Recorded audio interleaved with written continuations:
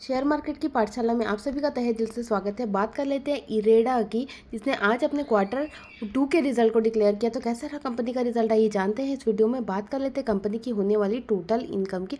तो जो कंपनी का टोटल इनकम आपको पिछले साल देखने, इंटरेस्ट इनकम की सबसे पहले हम बात कर लेते हैं। तो कंपनी का जो पिछले साल का इंटरेस्ट इनकम था वो 115 करोड़ के आसपास देखने को मिला, जो कि इस साल बढ़कर के 157 करोड़ आता हुआ देखने को मिल रहा है। मतलब एक अच्छा खासा जम कंपनी की इंटरेस्ट इनकम में आता हुआ देखने को मिल रहा है। वहीं पिछले क्वार्टर में 148 करोड़ का कंपनी का टोटल इंटरेस्ट इनकम था, जो कि इस क्वार्टर में बढ़ता हुआ देखने को मिला। मतलब ब्याज से होने वाला जो इनकम है वो कंपनी की अच्छे खासा ग्रोथ आपको दिखाती हुई देखने को मिल रही है।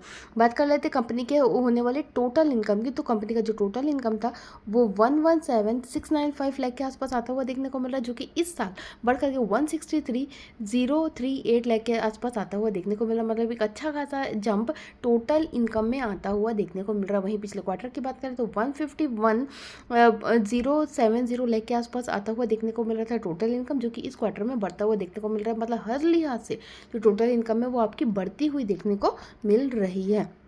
बात कर लेते कंपनी के होने वाले खर्चों की। तो जो कंपनी का जो खर्चा था वो पिछले साल अगर हम देखें तो 79,706 लाख के आसपास आता हुआ देखने को मिला, जो कि इस साल अच्छा खासा बढ़ करके 11,7047 लाख के आसपास आता हुआ देखने को मिल रहा है। मतलब खर्चे में कंपनी का जो एक्सपेंसेस है वो थोड़ा बढ़कर आता हुआ देखने को यहाँ पर आपको मिल रहा है।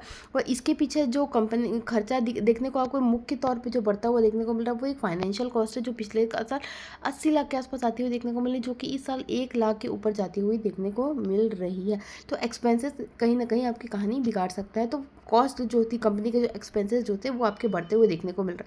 बात कर लेते हैं कंपनी के होने वाले प्रॉफिट की। तो पिछले साल का जो कंपनी का प्रॉफिट था वो 28,473 लाख के आसपास आता हुआ देखने को मिला, जो कि इस साल बढ़ करके 38,774 लाख आता हुआ देखने को मिल रहा है। मतलब प्रॉफिट में अच्छा खासा जंप आपको वाई बेसिस में आता हुआ देखने को मिल रहा है।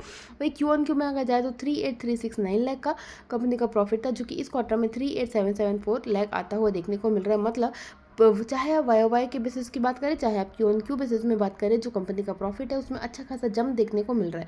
अब बात कर लेते हैं कंपनी के ईपीएस की। तो जो कंपनी का ईपीएस वो 1.44 पे आके स्टैंड हो रहा है।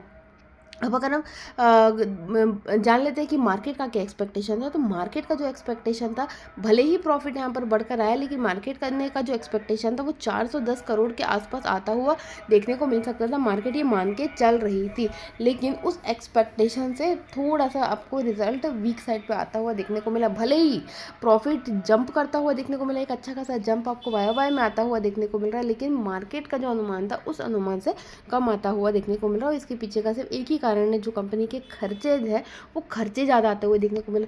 इस साइड पे एक प्लस पॉइंट ये है कि कंपनी के जो रेवेन्यू है उस रेवेन्यू में कंपनी की अच्छी खासी ग्रोथ आपको आती हुई देखने को मिल रही है।